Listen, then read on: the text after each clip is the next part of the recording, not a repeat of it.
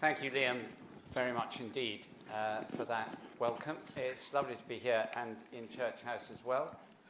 And as Liam said, the APVG had asked the best thinkers around to speak in this opening discussion this evening, but unfortunately they weren't available, so they got me.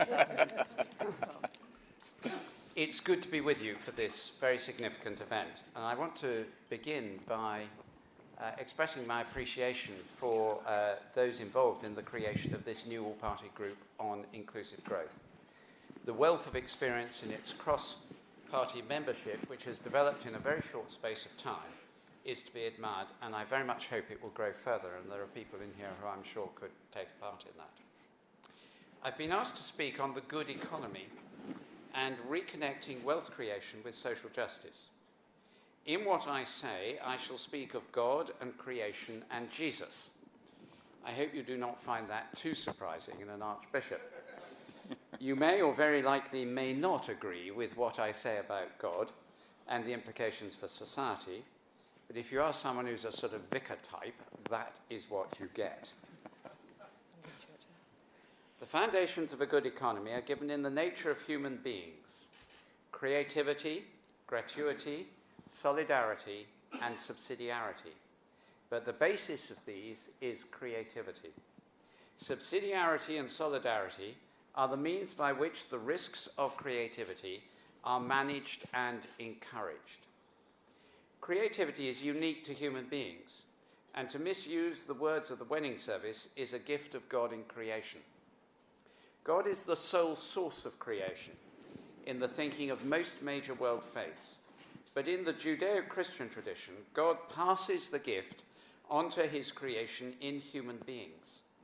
That means making things, and for that matter, making money, are good. Wealth creation is a good thing. From the very beginning of the biblical story of creation, human beings are meant to develop and oversee and create. That starts with tending a garden and moves on through skills in trade and commerce with Abraham and Jacob to efficiency in running a household, finances and business with Joseph. All the mentions have a caveat that such things pose dangers, something I will come back to later. In the New Testament, God himself becomes human in Jesus, a historical figure in whom we see who God is. And he grows up to learn the trade of a carpenter. Jesus worked for his living and created wealth for 90% of his life. St. Paul, has a trade as a tent maker, as he says very clearly to the Corinthians, explaining that was why he did not take money from them when he was living in Corinth and heading the church there. Creativity is a basic human function, and a good economy is one that enables creativity to happen. That is why full employment matters. Investment in education is essential, skills development is core, and businesses of all kinds should be given the space to develop and create wealth and to fail, to create employment and prosperity for the society in which they live. It is a God-given call and function. The market is an extraordinarily efficient mechanism of distribution in a complex society and hugely liberating of human creativity. No better form of allocation of resources has been found, and the alternatives have always led to inhumanity or even tyranny. At the same time, the market cannot create or sustain the shared morality needed to ensure that it works carefully and lovingly at every level. Adam Smith famously spoke with equal conviction of the dangers of market manipulation as he did of the invisible hand. The experience of 2008 shows that the complexity of human motivation and greed can never be left to the market to deal with. There is no such thing as a level playing field if human beings are involved. And there is no such thing as a fully fair and free market. It doesn't exist. Creativity, though, falls principally within the business sector when we're talking about a good economy. And by that, I include everything from the sole trader right up to the multinationals. It is to be valued and admired, not only in an artist who is creative, but also in the person that builds up a smaller business and employs an apprentice and 3 other people. They are the bedrock of a good economy. There are levels of accountability and care that begin to be lost in large organizations. But creativity is also seen in the development of software programs or in the work of Sir James Dyson and in the world of banking and finance. Yes, I do mean that. Developing forms of risk management or new forms of lending suitable to enable organizations to develop and be yet more creative. An economy that burdens the creators so that they are constrained too much to be creative is not a good economy. I will come in a moment to issues around proper constraint, but the liberty of creativity is an essential virtue of a good economy. Secondly, what Pope Benedict, or as he was then, called gratuity, which is more than generosity. At the very heart of Christian belief is the idea of undeserved love that expects no return. It seems odd to speak of gratuity when speaking of the economy, but a good economy includes a spirit of gratuity and generosity that does not seek the maximization of return or every transaction to be carried out on a basis only of exchange and equivalence. Rather, it recognizes that within the economy there will be some who experience abundance and some who lack. Liam spoke of that a few moments ago. Gratuity is therefore an area of a good economy that touches every part of society, but is activated principally amongst businesses, the third sector, and individuals. It involves both philanthropy, but also a certain restraint in the maximization of return to the logical limit. It is already widely recognized in the way our economy works. For example, the post office is required to maintain branches in one form or another in areas that will never be profitable. The telephone system will ensure there are landlines for remote communities in rural areas where the revenues will never return the capital invested. Railways run with an element of the public good. Water, electricity, and other utilities have an element of gratuity in them. The principle of gratuity applies, but is constantly in danger of being squeezed out unless it is affirmed and recognized as a good not only for individuals of a philanthropic bent and much wealth, but also for the businesses as wealth creators. Gratuity is a character of God in Christian understanding. The gift of the life of Jesus Christ and the salvation that is offered is not on the basis of merit or exchange. Our lives are not worth his, but on the basis of love freely poured out that overwhelms us with generosity. It is for us to take it or not. Thirdly, solidarity. As I wrote in a collection of essays that has recently been published, Rock or Sand, you may have read the newspaper coverage. It's even possible there's someone here who read the book itself. Solidarity is an ancient and deeply theological concept, which has somewhat unfairly been appropriated by political ideology to the detriment of the fuller notion of its meaning. It is a concept that is deeply relevant to our current economic discussions, for at its heart is inclusivity. It is about re-imaging our economic landscape so that no one is left out or left behind. It is concerned with how we value people and communities. We see solidarity perfectly embodied in Jesus Christ. He became human so that we might become divine. His ministry exemplified a commitment to the inherent dignity of all, but particularly those whose society or the economy have deemed to be surplus or marginal: the poor, the infirm, the young, the old. we find ourselves today with a somewhat bland idea of solidarity. In a remarkable paper on the financial crisis, a friend of mine called Professor Paul Dembinski, a leading economist at the University of Freiburg in Switzerland, who, incidentally, whose father was involved in the start of Solidarność, Solidarity in Poland.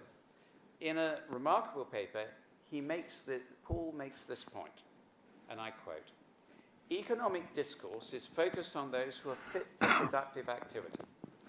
That means about half of any given society is not directly on the radar of economists. From the economic perspective, these groups appear at best to be beneficiaries of public transfers, at worst to be burdens and sources of cost to society. Therefore, the volume of public transfers is the usual economic measurement of solidarity. Once defined in this simplistic way, solidarity appears automatically as a threat to economic efficiency."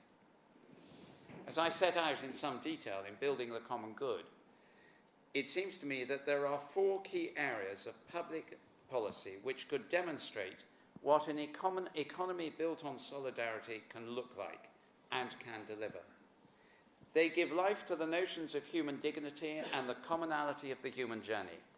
They stir something in us that responds, everyone deserves a chance at that. The 4 areas are a living wage, good and affordable housing, excellent education and training, and greater financial access. Solidarity is one of those virtues of a good economy that begins to stray into the realm where government plays an important role. Finally, subsidiarity in a good economy is about asking the question, who is best placed to deliver this? A good economy is one in which a careful balance is struck between the key elements of the economy. 2 of these elements, the state and the market, are too often offered to us as the only possible answer to the question when it comes to economics. What the question actually is becoming increasingly irrelevant.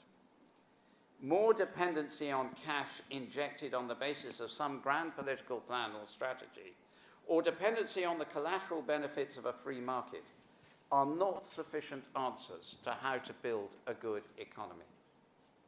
William Beveridge is best remembered for his report, which birthed the post-war social security system in our country. But he wrote a second, much less well-known report called Voluntary Action, and he saw them as essentially working together.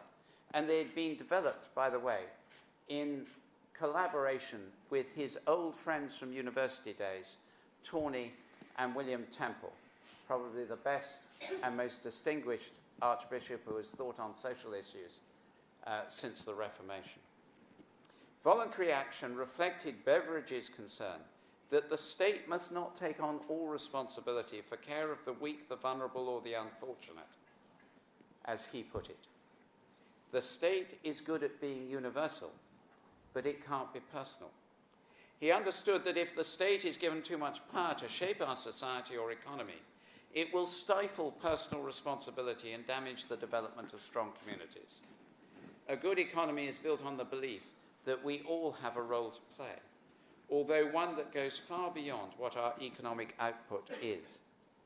For those of you here who might have heard Jean Vanier about 3 weeks ago on a Monday evening in the House of Lords, speaking of the L'Arche communities, which he founded many, many decades ago, we see there that sense that he has that those who the world sees as weak through their disabilities are those who can bring hope and strength in a lived-out community. I listened to him along with Cardinal Vincent Nichols that evening, with once again, as every time I hear him, a sense of the horizons of the possible being rolled back and hope in community. An economy based on the principle of subsidiarity is therefore one in which there is a strong awareness of who does what best and collaborative working between different elements of the economy to enable the flourishing of all. It is seen in anti-monopoly legislation, in local government, in decentralization, and in regulation that ensures accountability of huge companies to customers. It is seen also in the state not being in places which enable individuals, groups and communities to do what they are best called to do. How then do we judge whether economic policy is helping us build a good economy? In the shadow of the 2008 financial crisis and the realities of the ensuing Great Recession, the Church of England Synod debated in this building the likely impact of the crisis. It concluded that in any situation, however strained, economic policy should be judged by three criteria. Is it fair? Is it generous? Is it sustainable? These are good questions to ask of all policy.